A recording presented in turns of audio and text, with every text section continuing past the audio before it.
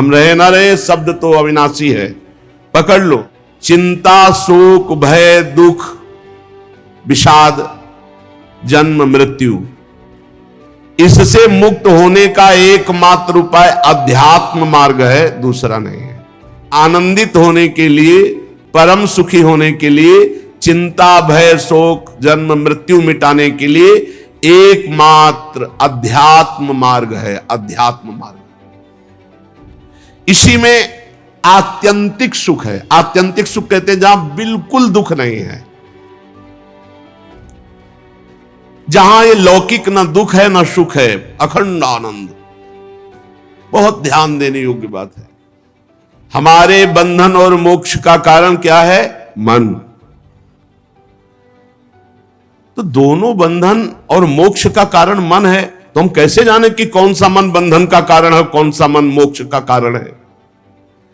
तो जो भगवान को भूल करके विषयों का चिंतन करता है वह मन बंधन का कारण है, और जो विषयों से बैरागी होकर भगवान का चिंतन करता है वह मन मोक्ष का कारण है। खुली बात। जिसका मन भगवान का चिंतन करता है वो मुक्त है। जो भगवान से विमुख होकर संसार का चिंतन करता है वो बंधा हुआ मन है। माता जी, अहम ममाभिमानोत्थैः काम लोभादिभिर्मलैः वीतम यदा मनः शुद्ध मदुख मसुखम समम तदा पुरुष आत्मानं केवलम प्रकृते परम निरंतरम स्वयं ज्योतिर मानोमखंडितम। माता जी, ये जो मैं और ये मेरा, यही परमात्मा को ढकने वाला है। मैं और मेरा, जब तक कि मैं मेरा अर्पित नहीं होगा प्रभु में, तब तक काम नहीं बनेगा। मैं और मैं मेरेपन में कितने बड़े दोष हैं? बोले काम, क्रोध, लोभ, अहंकार, ईर्ष्या, द्वेष, बहुत दोष ही दोष। किसमें? मैं और मेरे में। मैं स्त्री में, पुरुष में, विद्वान में, धनवान में, कुलवान, और ये मेरा, ये मेरा, ये मेरा। जब मन प्रभु में लग जाता है, निरंतर चिंतन, तो ये मैं मेरापन भूलने लगते हैं, विस्मरण होने लगता है। और जहां मैं मेरापन छूटा कि सारे विकार नष्ट हुए और वो स्वयं मुक्तता का अनुभव करने लगता है। वो सुख दुख से छूटकर सम अवस्था को प्राप्त हो जाता है। निरंतरम स्वयं ज्योति रणिमान मखंडितम। तेजो में अपने स्वरूप का अपने आप से उसको अनुभव होता है, अपने आप से अपने। किसका? जिसका मन निरंतर भगवान के चिंतन में लगा है। ज्ञान वैराग्य युक्तेन भक्ति युक्तेन चात्मना परिपश्यत्युदासीनम प्रकृतिम च हतौजसम। हे माता जी, जब कोई सत्संग के द्वारा, शास्त्र स्वाध्याय के द्वारा यह ज्ञान प्राप्त करता है कि जो मेरा मन व्यर्थ के भोगों की आकांक्षा करता है, व्यर्थ का चिंतन करता है, इसी को संभालने के लिए तो हमारा मानव जन्म हुआ है। और वो मन को संभालता है, अर्थात वैराग्यवान बनाता है। शास्त्र ज्ञान से वैराग्य, और वैराग्य से फिर ज्ञान। जो ज्ञान अभी हुआ ये ब्रह्मबोध हुआ, या भक्ति युक्तेन चात्मना। दो बातें बताई, या तो शास्त्र ज्ञान प्राप्त हुआ, फिर भोगों से वैराग्य, और फिर स्वरूप बोध तो मुक्त हो गया, या सीधे तन मन प्राण सर्वस्व भगवान को समर्पित करके और भगवान का भजन करता हुआ। ये दोनों को यही अनुभव होता है कि ये माया शक्तिहीन है। जो भजनानंदी है उसके आगे कोई माया का पावर नहीं। जो बोध संपन्न महापुरुष, वहां माया है ही नहीं। लेकिन हम लोग जो बीच वाले हैं, न ज्यादा ज्ञानी और न ज्यादा ज्ञानी हैं, इन्हीं को थप्पड़ लग रहे हैं माया के। जैसे अभी एक दिन सत्संग में सुना था कि दो ही सुखी है, या तो एकदम जिसका फेल हो चुका है दिमाग पागल, और या जो एकदम बोध संपन्न है, वो बीच के जितने सब पिस रहे हैं, थोड़ा ज्ञान थोड़ा आकर्षण माया का। जो भगवत प्राप्ति के निमित्त भक्ति करता है, भक्ति युक्तेन चात्मना, तो क्या और कारणों के लिए भी भक्ति होती है क्या? हां, जैसे माला चलाया जाता है तो एक भजन के लिए भी माला चलाया जाता है, तो एक दूसरे के नाश के लिए भी चलाया जाता है। मारण, मोहन, वशीकरण, उच्चाटन, बहुत तरह की भजन वृत्तियां हैं। हाँ, ऐसी वृत्तियां हैं। भजन का बड़ा प्रभाव है। अगर तामसिक मंत्रों का प्रयोग कर दे तो मतलब तत्काल मृत्यु हो जाए, अकाल मृत्यु हो जाए। मंत्र बल, अब पर अपना जीवन बर्बाद कर दिया ना, किसी का अहित कर दिया मंत्र बल से। जैसे यज्ञ होती भगवान नारायण की प्रसन्नता के लिए, लेकिन अविचार भी तो यज्ञ का होता है, दूसरों के नाश के लिए। जैसे सुदक्षिण कर रहा था काशी में बैठा हुआ द्वारिकाधीश के लिए, बहुत ऐसे हैं।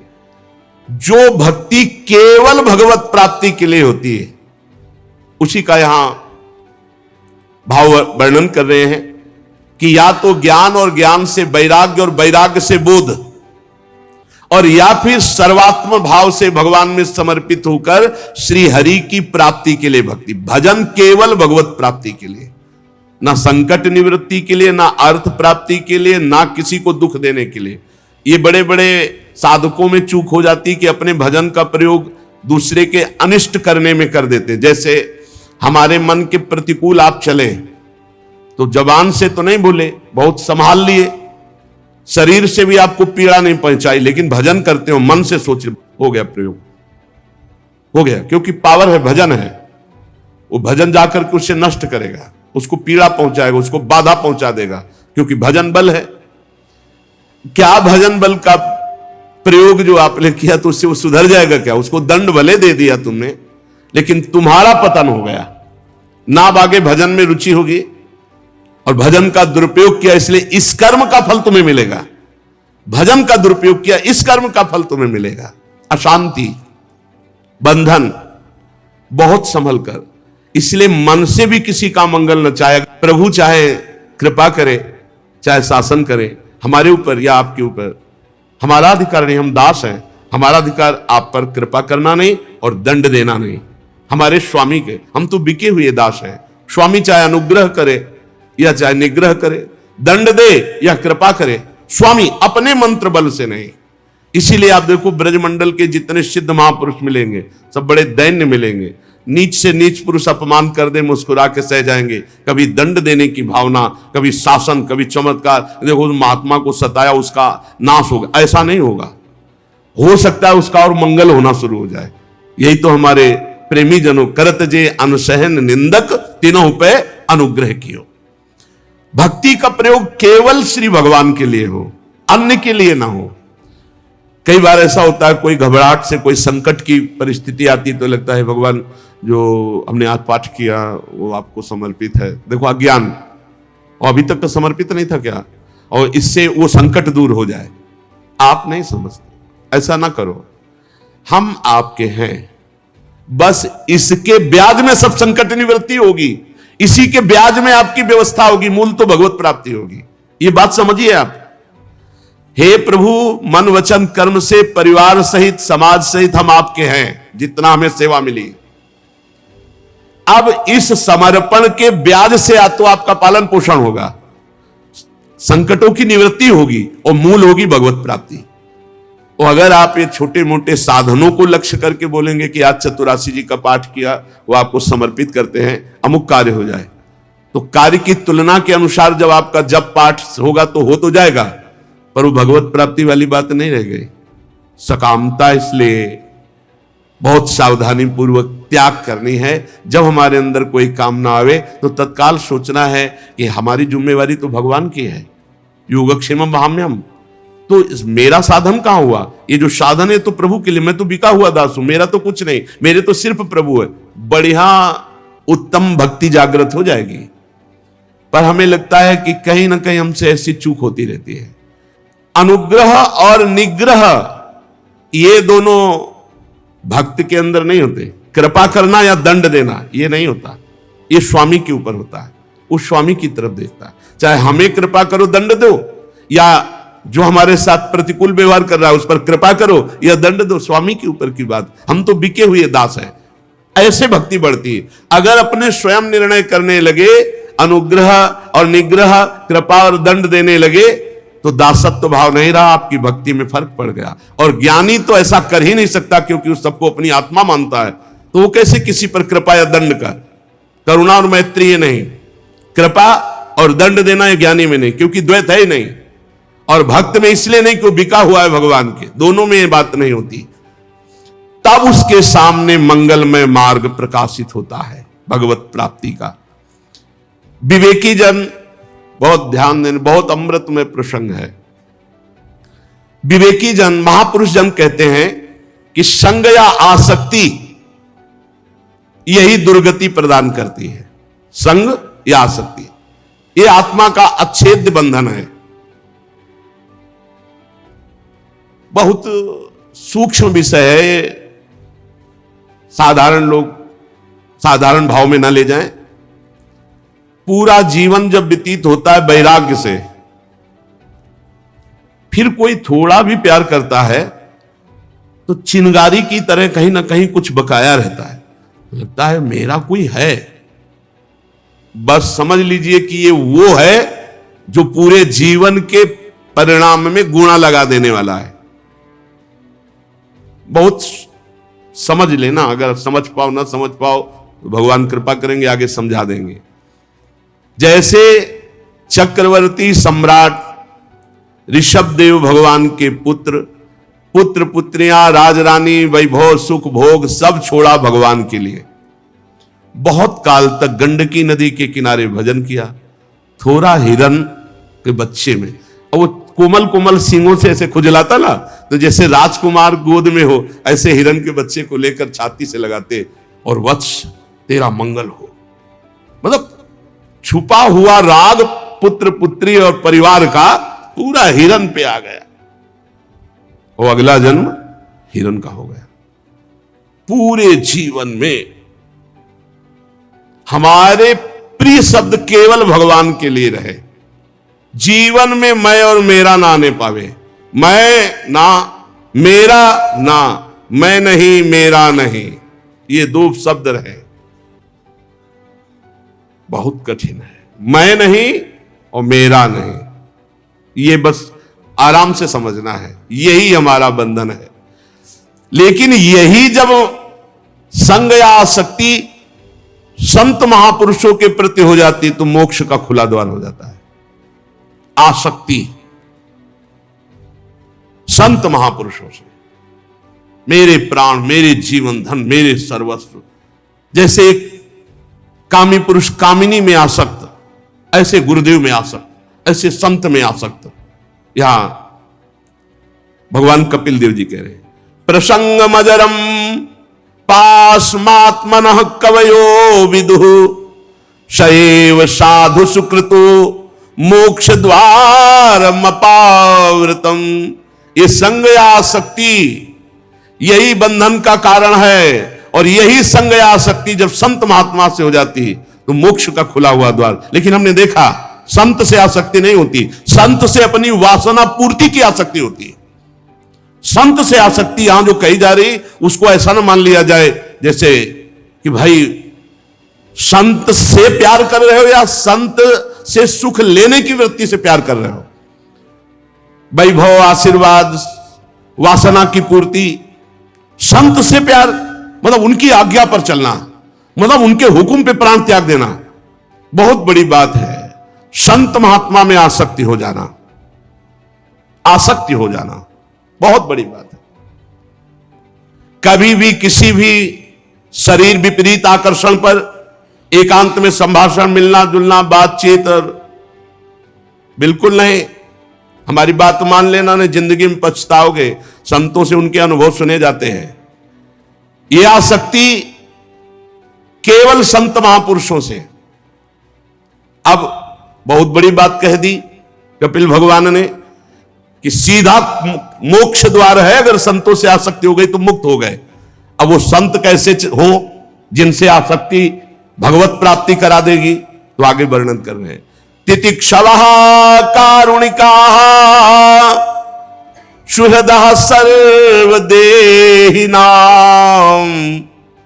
अजात शत्रवः शान्ताः साधवः साधु भूषणाः मयि अनन्येन भावेन भक्तिं कुर्वन्ति ये दृढ़ां मत्कृते त्यक्त कर्माणस् त्यक्त स्वजन बांधवाः मदाश्रयाः कथामृष्टाः शृण्वन्ति कथयन्ति च तपन्ति विविधास्तापा नैतान् मदगत चेतसः त एते साधवः साध्वी सर्वसंग विवर्जिताः संगस्ते स्वथ ते प्रार्थ्यः संग दोषहराहिते शतां प्रसंगान् मम बीज संविदो भवन्ति हृत्कर्ण रसायनाः कथाः तज्जोषणादास्वपवर्गवर्त्मनि श्रद्धा रतिर्भक्ति रनुक्रमिष्यति।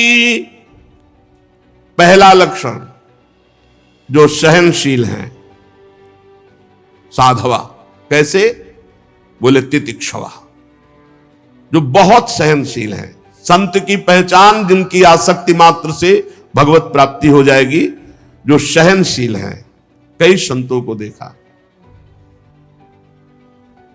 उस दिन तो बार बार प्रणाम मन कर रहा था। संत थे तो अरुण भगवा वस्त्र धारण के सब्जी मंडी में सब्जी मांग रहे थे, तो एक आदमी रजोगुणी वेश पैंट शर्ट से थप्पड़ मारा। सामने से उनके गाल में, वो 60-65 वर्ष के दो महात्मा एक साथ झोली टांगी हुई थी, सब्जी मौन ऐसे झोली ऐसे फैला दी, कोई एक परवल डाल दिया, कोई एक आलू डाल दी, कोई ऐसे हाथ जोड़ दिए। अलग अलग भाव के लोग थे। वो उतरा गाड़ी से, कुछ नहीं बोले तो उसको और जिद चढ़ गई, लात मारा उसने सामने से पीछे से दोनों महात्माओं के, लेकिन उन्होंने मुड़कर नहीं देखा। हम बार बार उनकी इस वृत्ति को देख के हृदय शीतल होता, प्रणाम करते रहे कि आप जैसे महात्माओं से ये जगत पावन होता है। ये गुप्त रूप से विचरण करने वाले अवधूत शिरोमणियों, आपके चरणों से तीर्थी कुर्वन्ति तीर्थानि। आप जैसे महात्मा जब तीर्थों का स्पर्श करते हैं तो उनमें तीर्थत्व आ जाता है। सम दुख सुख लाभ न हानि, यह है शांत भाव। शत्रु मित्र में समान भाव, मान अपमान में, निंदा स्तुति में, लाभ हानि में, सुख दुख में शांत, किसी भी स्थिति में अशांति नहीं, शांत किसी भी स्थिति में। बड़ा कठिन बात है, कह तो गए निंदा स्तुति में कुछ नहीं। सामने से जब कोई गाली देता है ना और निंदा करता है ना, फिर हृदय में बिल्कुल कुछ नहीं होना चाहिए। जैसे हमारे सामने कोई दूसरी भाषा में हमें गाली दे तो हमें कुछ नहीं होगा, क्योंकि हम समझते नहीं क्या बोल रहा है। जब हमारी भाषा में हमको गाली दे और हम समझते हुए भी हमारे हृदय में कोई परिवर्तन न हो, कोई क्षोभ न हो, कोई स्थिति न भी, बड़ा कठिन बात है। ये तभी हो सकता है जब भगवान की कृपा प्रसाद से द्वैत भाव मिट गया है, सब में ब्रह्म भाव, भगवत भाव, तभी शांत भाव की स्थिति होती है। तो भगवान के जो प्रेमी संत जन वो शांता,